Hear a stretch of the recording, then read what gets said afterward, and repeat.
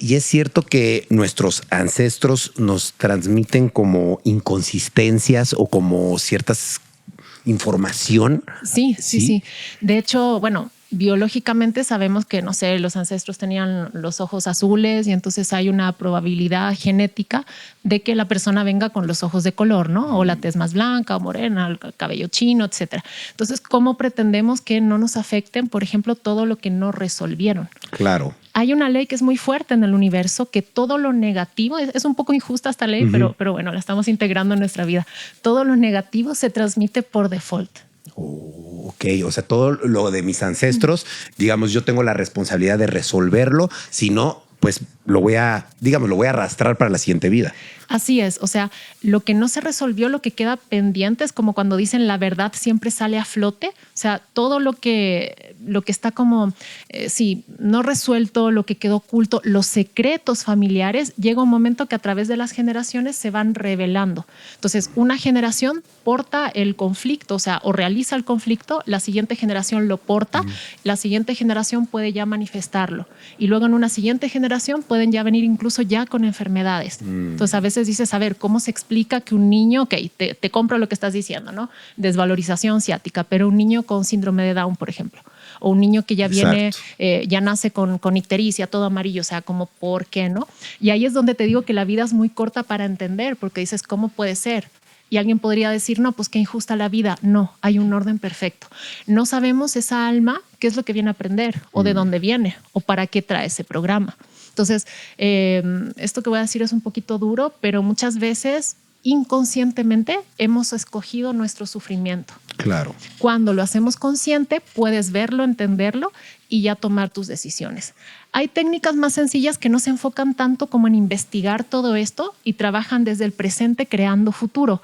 Es maravilloso, pero a veces no funciona. Y dices, ¿cómo? Si yo hago mis meditaciones todos los días y estoy haciendo todos mis decretos y numerología, pero hay cosas a veces que son más de raíz. Ahí es donde sirve mucho la biodescodificación. Ok, ¿tú tienes algún caso así tuyo que digas, oye, esto se le resolvió la vida, se le quitaron los dolores, alguna cosa así? Hay muchos casos de, por ejemplo, temas en mujeres de papilomas, es muy común. Muchos casos, por ejemplo, todo lo que es gastritis y sistema digestivo es como lo más fácil, lo que es inflamaciones, todo eso. Yo tengo un caso personal que fue como el más difícil que lidié, aún así. Hay temas que también los tengo que combinar con ¿qué? Con medicina alópata, porque la biodescodificación no se pelea con la medicina alópata. ¿La usamos para qué? Para diagnóstico y para ver cuestiones de tiempo. Hay veces que por tiempo hay que quitar un quiste, hay veces que por tiempo hay que reparar alguna úlcera, no sé, y hay que hacerlo a través de la medicina alópata. Eso no descarta que entendamos el por qué vino eso a mi vida. Y entonces yo sí tengo un caso, hay algunos de éxito, otros míos no tanto, estamos en el proceso también, pero tuve un caso de 3 hernias a nivel de L4 y L5 y pues no me podía mover, eran dolores, o sea, realmente que no podía pararme de la cama. Y yo no sabía lo que tenía porque era bien más terca en ese entonces y decía, no, yo me voy a curar y con mi chamanismo y otras técnicas que en esa época yo hacía mucho y pues no podía curarme. Hasta que dije, a ver, al menos hazte una resonancia para que veas qué es, ¿no? Estoy hablando de muchos años atrás. Me hago la resonancia, ya se ven las hernias y todo y empecé a trabajar y empecé a entender cuál era mi conflicto. Ahí era un profundo sentido de insuficiencia. ¿Ante qué? Ante la pareja. En esa época tenía una relación bastante conflictiva y yo estaba en una situación en la cual yo me estaba denigrando a mí misma. Y entonces trabajé mis temas, pero también tomé decisiones y cambié de vida. Y dije, esto llegó a su fin, yo ahorita cambio mi vida y empecé a ir como hacia otro rumbo. ¿Y qué pasó? Se quitaron las hernias. Pero las hernias no se quitan. Eso es lo que te dice la medicina alópata. No se quitan, pero se disolvieron. O sea, yo hago ejercicio, hago box, corro, danzo y nunca más tuve un problema de columna desde esa vez. Órale. Entonces, yo no digo que la medicina alópata no sirva, pero a veces no nos ve como un todo. Y entonces no digo tampoco que sea lo correcto. Yo lo quise hacer así porque era un desafío para mí en ese entonces y no peligraba mi vida o un órgano en específico. Entonces me tomé el tiempo, me tardé como 6 meses, eso sí. Órale. Pero se repararon. Qué y un doctor te dice cirugía o cirugía. Segura. O sí, cirugía. sí, O sea, sí. los discos estaban abiertos y se salía casi que todo el líquido y es lo que me estaba afectando los nervios. Órale, qué interesante que justo yo hace poco tuve una plática con un doctor y me dijo, no hay manera. Me dijo, sí, no hay manera y es operación. Y dije, qué curioso que tú sí lograste curarlo. Mira, En teoría espiritual, pudiéramos hacer todo. Hasta hay gente que dice que puede regenerar un diente. ¿Por qué? Porque hay estudios incluso de que una célula tiene la información de que, o sea, una célula de la piel puede regenerar un organismo completo. O sea, de hecho hay estudios con todo el tema polémico de la clonación y todo eso, que con una célula de una parte han generado un ser humano completo. Entonces dices, a ver, ¿qué es la célula? ¿Qué información hay ahí? Es una información muy divina. Claro. Entonces digo, ¿que no puedo yo reparar una hernia, que es una cosa de como que se acomode? ¿Que no puedo acomodar mi vida a otras cosas? Podemos hacer todo, pero ahí te va. Tenemos los obstáculos que nos hemos creado, nosotros y nuestra familia para atrás. Y ahí estamos como remando a veces contra corriente. Ok.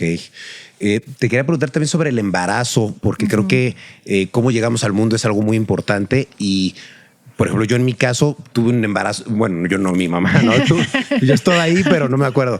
Tuve un embarazo muy, muy trágico, ¿no? Muy complicado. Claro. Yo nací bien, pero ella, su embarazo fue complicado. Entonces, muchos psiquiatras y psicólogos me dicen, pues eso es súper importante porque te transmitió toda la angustia que vivió en ese momento a ti. Claro. Entonces digo, órale, qué interesante. Y por eso es difícil para ti nadar, porque es el medio acuoso precisamente. Ok. Y entonces de ahí viene esa memoria. Entonces, no es solamente, hay veces que, por supuesto, las madres hicieron lo mejor que pudieron. Obvio. Acá no se juzga a nadie, absolutamente a nadie, pero ¿qué madre no vive estrés a veces en el embarazo? O a veces la situación era complicada o a veces tiene miedos. Entonces, imagínate estando en ese medio, el bebé que siempre está escuchando el latido del corazón, ¿no? Tun, tun, tun, tun. Si la madre tiene ansiedad, ¿cómo va a ser? Tun, tun, tun, tun. Entonces, el bebé empieza a sentir que hay un riesgo de muerte.